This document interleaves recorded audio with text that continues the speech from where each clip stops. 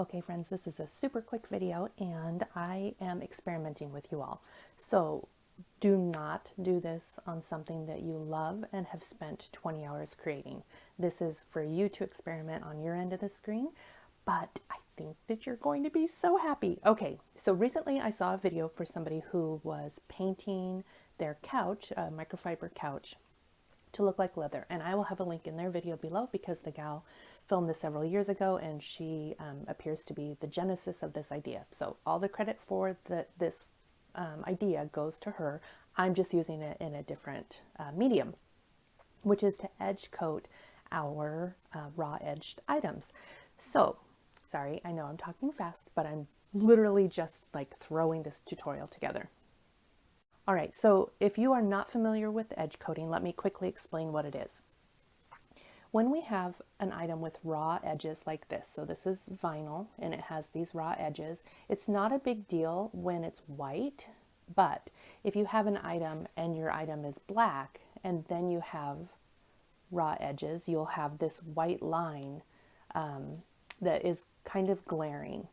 And the best analogy that I have is that it's almost like the difference in caulking a countertop or a piece of like shelving. You don't notice it when it's there, but you notice it when it's missing. You are not required to edge coat your items, and nobody should feel shamed into thinking that they have to. It's simply just an elevation of your technique to make a more professional end result. If you are selling items for profit, it might not be worthwhile to spend $80 on GRD edge paints when you're selling your small item for $10 or $15. So this is something to help, which I think is a great alternative. And so enough talking, let me show you what I'm talking about here. Okay, so this is an item that I just sewed together as an example, and this is marine vinyl from Joann. And you can see that I painted it. I got paint all over it when I was doing it. These little white dots is just where I didn't get the paintbrush on it, and the texture that's on here is because I was kind of pouncing the paintbrush just to see what it would do. But you can see that the paint is flexible and it isn't peeling or cracking. So I can wad this up and it doesn't affect the quality of the paint. And this is the edge coating. This is two coats right here. This edge here, I used a popsicle stick to apply, and these edges I used a paintbrush, and it's rougher than the popsicle stick edge, so I am recommending that you use a popsicle stick. Okay, so what are we talking about here? This is the acrylic paint that I used, and any acrylic paint will work for this, so you don't have to buy this brand. This is Dollar Tree fabric softener. And I've already got the ratio down here so you could see it in case you wanted to skip past me blabbering. Now, you start out with a teaspoon of acrylic paint and 1/8 of a teaspoon of fabric softener. If needed, if your paint isn't thick enough, and it kind of gets rubbery and puffy, if that's not enough for whichever brand paint you're using, add another 1/8 of a teaspoon of fabric softener. And you can keep adding little bits of fabric softener. Eventually you'll get to rubber and then you'll know you've gone too far. But this is painted with 1 teaspoon of acrylic paint and 1/4 teaspoon of fabric softener, 1/8 of it. 1/8 plus 1/8 is 1/4 teaspoon. So let me show you. I have these different containers from Dollar Tree. They sell them in all different sizes. And so I would recommend that you mix them in one of these containers so that you can keep it and then try to reuse it. Again, this is something brand new, so I don't know how long the paint will keep, but it doesn't hurt to keep it around just in case it works for multiple projects. So that's my idea there. And as you can see on this item, I did get messy, so I am recommending that you use blue painter tape to mark off the sides of your project that you don't want painted. Here are the popsicle sticks that I recommended, both for mixing and applying. You're going to want a teaspoon measure and 1/8 of a teaspoon measure. And I am also going to try this. This is a silicone brush that you can also get at Dollar Tree, and I'm going to try this and see if I like this for the edge coat. I use this for tumblers, which is why it's kind of messy, but we're experimenting, so it doesn't need to be perfect. And then you're going to need a project. Or, like me, just take some scraps of vinyl or cork and sew them together and then experiment on your own. Let's get started. So first we need the paint. And I am talking about level teaspoons.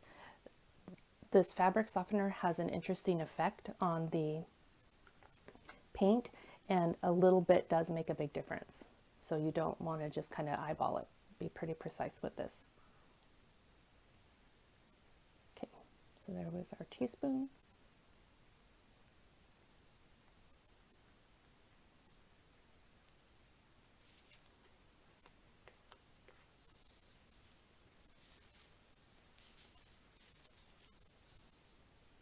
And then here is our fabric softener. I just poured it into the cap so it made it easier to measure out.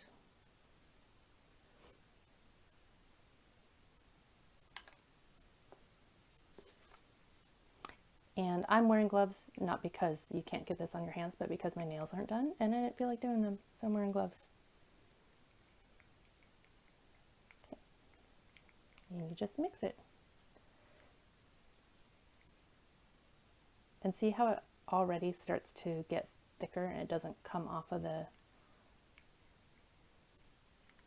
stick as easily. I'm going to add another 1/8 of a teaspoon and see what we get. And actually on this one, I might just mess this one up so we can see what happens when we add too much fabric softener. If your paint is too thick to start out with, add a little bit of water first, just a tiny dab. The fabric softener makes it thicker, not thinner.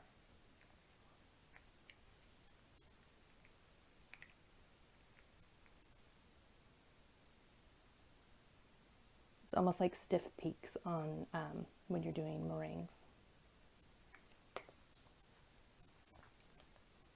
So now we are at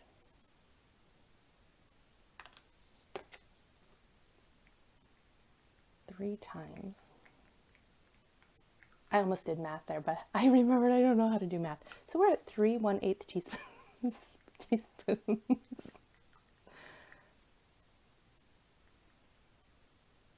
Okay, this is not bad actually. I would try this. Okay, and now I know this math.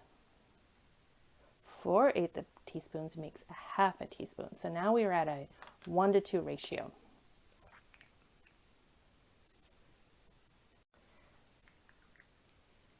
So this is now 1 part paint, 2 parts paint, 1 part fabric softener.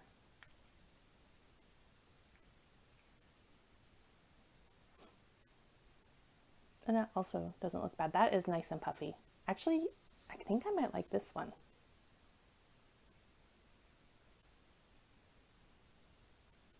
Okay, let's try applying this.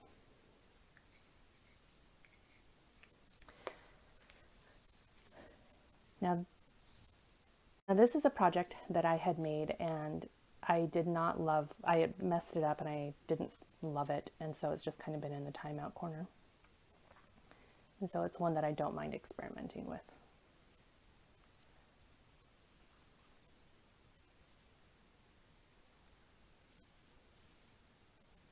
Okay, so I'm just going to go ahead and scrape this paint along the edges and then come back when I'm all done. Careful. I am not a fan of this thicker paint because it sticks where you left it. It does not smooth out or self-level, and so that 2 part paint to 1 part fabric softener ratio was not right. I like my first version better. But we're going to continue on. So here is one very gloppy mess of edge coating.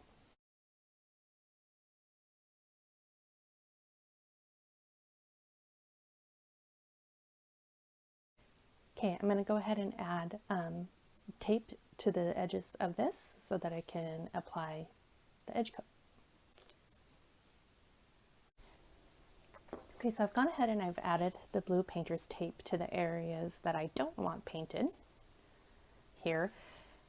And usually when I use the Giardi I think I'm saying that correctly, edge coat. It comes with a base coat that fills in these gaps. This paint is not going to be a true substitute for that. It will fill it in a little bit given enough coats, but it doesn't solve that issue. So you might want to have glued your edges in so that you don't have that opening. But if you're just worried about color, this is fine. This is going to work great. Okay, so there's the area that we are going to paint.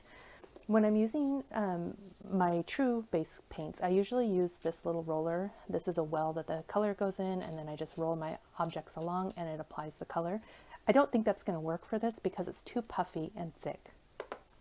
Likewise, these other applicator tools are textured, and what I found is that the texture will stay because of the thickness of the paint. So I would say popsicle stick is your best bet, and I am going to try again with this guy. I didn't love it on the first project, but that might have been just because the paint was too thick. This is my original recipe, which is a 1/4 teaspoon of fabric softener and a teaspoon of acrylic paint. Let's get painting. And also, I maybe should have used a different color of marine vinyl to demonstrate why this makes a big difference, because using the white edge on white vinyl isn't a huge deal.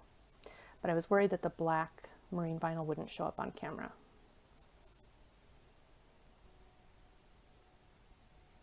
I'm making a mess. This is why I have blue painter's tape.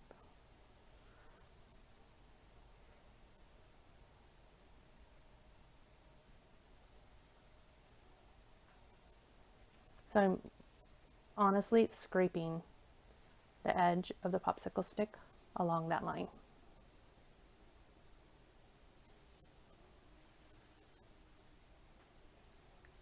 Frog tape might even work better here.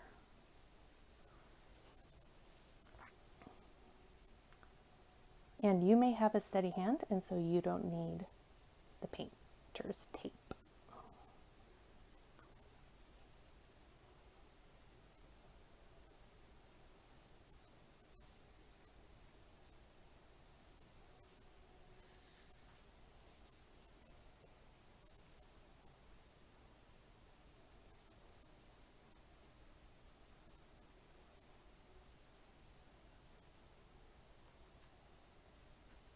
Yep.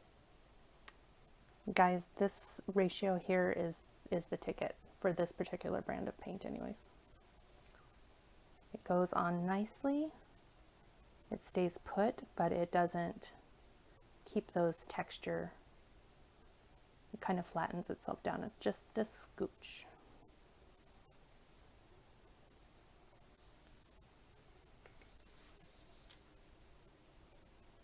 Okay.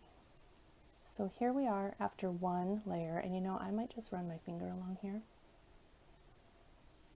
and level it out even better. Okay, so the paint has dried, and as you can see, it's still flexible, it doesn't crack.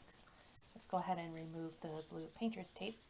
I would probably end up doing a second coat on this, but for the purpose of getting this tutorial out, we're just gonna roll with what we've got.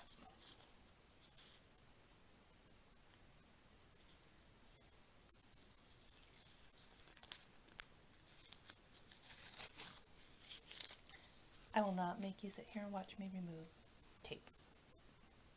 You're here, so I should have been more careful. I don't know if it's going to come off because I've tried to scrape this with a razor blade and it doesn't come off. So be careful when taping and applying. But I actually really like how that green looks on the white. Here's where I didn't apply it, so you can see the difference. Still on there. So I think that this is going to be a great solution. I'm not sure if any of you apply with the Sharpies and the color. That does come off over time. I found out the hard way. I know some of you are using Mod Podge, but Mod Podge does discolor and it turns yellow over time. So I would be a little bit careful with that. But this for me is a great alternative to the Giardi Edge Paint. And taking the idea one step further, I think this would be a fun mixed medium project. So if you wanted to do like the chalk lettering or screen printing style, this might be really fun to do to add words and texture and art to plain vinyl. Okay, let me know what you think.